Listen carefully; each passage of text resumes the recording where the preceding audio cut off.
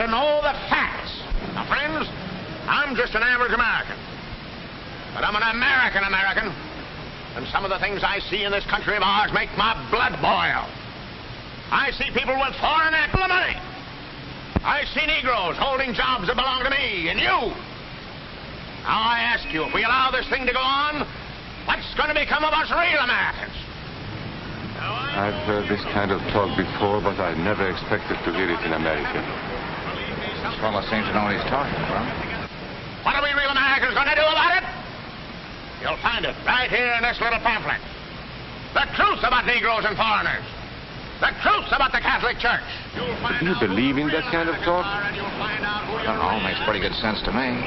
And I tell you, friends, we'll never be able to call this country our own until it's a country without. Without what? Yeah, without what? Without Negroes.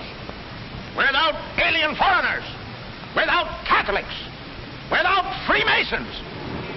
You know these people. What's wrong with the Masons? I'm a Mason. Hey, that fellow's talking about me. And that makes a difference, doesn't it? These are your enemies. These are the people who are trying to take over our country. Now you know them. You know what they stand for. And it's up to you and me to fight them. Fight them and destroy them before they destroy us. Thank you.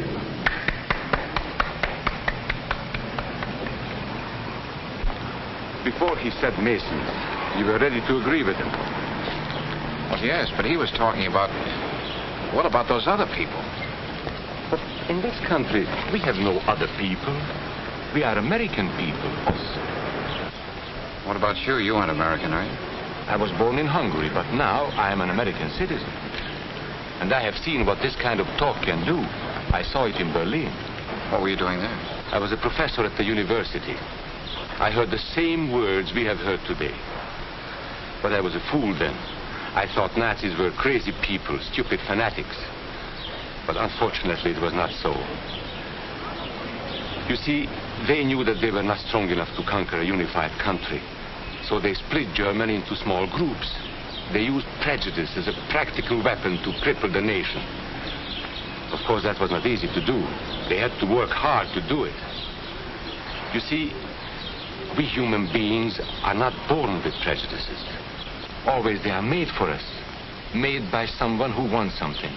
Remember that when you hear this kind of talk. Somebody's going to get something out of it. And it isn't going to be you.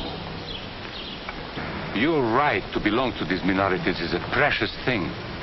You have a right to be what you are and say what you think, because here we have personal freedom. We have liberty. And these are not just fancy words. This is a practical and priceless way of living. But we must work at it. We must guard everyone's liberty, or we can lose our own. If we allow any minority to lose its freedom by persecution or by prejudice, we are threatening our own freedom. And this is not simply an idea. This is good, hard common sense. You see, here in America is not a question whether we tolerate minorities. America is minorities. And that means you and me.